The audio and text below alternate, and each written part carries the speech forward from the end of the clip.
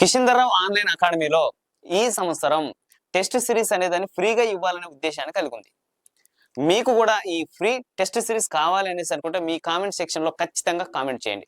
ఎంసెట్ కి సంబంధించినటువంటి మరొక ముఖ్యమైనటువంటి అప్డేట్, ప్రస్తుతానికి ఎంసెట్ అనేటువంటిది ఏదైతే ఉందో ఈ ఎంసెట్ అనేటువంటిది ఇక్కడ మీరు గమనించండి, ఆఫ్లైన్ ఆన్లైన్ అనేటువంటి డౌట్ కొంతమందికి ఉన్నాయి. ఇక్కడ ఆన్లైన్ అనేటువంటిది మీకు క్లియర్ గా ఇవ్వడం జరిగింది. ఇక్కడ చూసుకోండి, ఇక్కడ ఆన్లైన్ కంప్యూటర్ ఆధారితమైనటువంటి ఎగ్జామినేషన్ అని ఇవ్వడం జరిగింది. ఎక్కడెక్కడ అనేసి అంటే ఏపీ అండ్ తెలంగాణ ఆల్సో, రెండు రాష్ట్రాలలో కూడా ఆన్లైన్ ఎగ్జామినేషన్ మాత్రమే ఉంటుంది.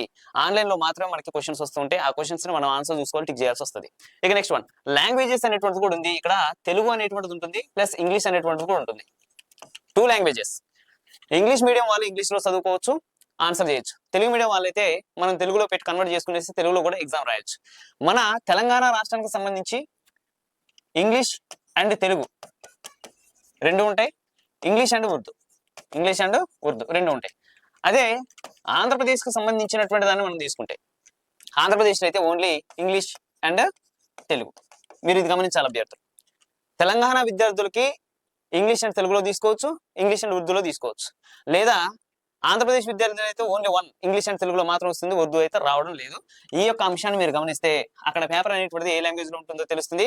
అది ఆఫ్లైన్ కాదు, 100% ఆన్లైన్ కి సంబంధించినటువంటి ఎగ్జామినేషన్ ఇది. అందులో మనకి వెళ్ళినప్పుడు ఎవరైతే ఈ యొక్క ఎగ్జామ్ కి ఎంటర్ అవుతారో వాళ్ళకి సంబంధించినటువంటి ప్రూఫ్స్ అన్ని తీసుకోవడం జరుగుతుంది. మనకి బయోమెట్రిక్ ఆధారంగానే దాన్ని ఓపెన్ చేయడం జరుగుతుంది. ఎగ్జామ్ హాల్లోకి ఎంటర్ అయిన తర్వాత అప్రాక్సిమేట్లీ మనకి టైం పీరియడ్ పడంలోనే ఓపెన్ అవుతాయి.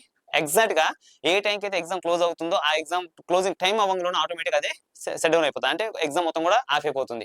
ఇక దాన్ని సైన్అప్ చేసుకుని వచ్చేయటమే, అంత తప్ప మనకి ఏమి ఉండదు.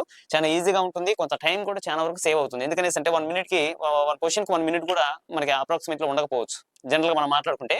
కానీ ఇప్పుడు ఎంసెట్ కి సంబంధించి అయితే టైం అనేటువంటిది మనం తీసుకుంటే 1 question కి 1 minute కు ఇంకొక 5 10-20 seconds ఎక్స్ట్రా ఉంటుంది. 5 seconds ఈజీగా ఎక్స్ట్రా ఉంటుంది అనమాట. అంటే అప్రాక్సిమేట్లీ 1 question కి మనం 60 seconds అనుకుంటే, ఏది కాంపిటేటివ్ ఎగ్జామ్స్ లో మన ఎంసెట్ కి అయితే 65 లేదా 70 seconds వరకు కూడా ఒక క్వశ్చన్కి వస్తుంది. అంటే ఒక క్వశ్చన్ కంటే 1 minute కంటే బిలోగా రావాల్సినటువంటి టైం కొంత ఎక్స్ట్రాగానే ఉంది. ఎందుకంటే 160 questions మనకు వచ్చేది.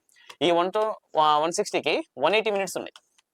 180 minutes, ఎందుకంటే 3 hours కాబట్టి 180 minutes. అంటే ఒక క్వశ్చన్ కి 1 minute లెక్క తీసుకున్న 160, ఇంకా మనకి ఒక 20 minutes ఉంది. అందుకోసమనే మనకు కొంత 1 minute కంటే ఎబోగానే టైం ఉంది కాబట్టి అందులో మనకి ఎగ్జామ్ మొత్తం కూడా ఆన్లైన్ సిస్టమ్ కాబట్టి బబ్లింగ్ అనేటువంటి టైం ఏదైతే ఉందో అది చాలా వరకు సేవ్ అవుతుంది. కానీ మీకు ఒక రఫ్ పేపర్ ఇస్తారు కదా, చాలా స్పీడ్ గా మనం వాటికి సంబంధించినటువంటి ఏదైతే ఉంటుందో దాన్ని కంప్లీట్ చేసుకునేసి ఆన్సర్ ఏదైతే ఉంటుందో దాన్ని అక్కడ మనం టిక్ చేయాల్సి ఉంటుంది. చాలా ఈజీగానే మనం టిక్ చేసుకోవచ్చు, చాలా ఈజీగా ఉంటుంది. ఇది మనకి ఎంసెట్ కి సంబంధించినటువంటి ఎగ్జామ్ థియరీ అండ్ లాంగ్వేజెస్.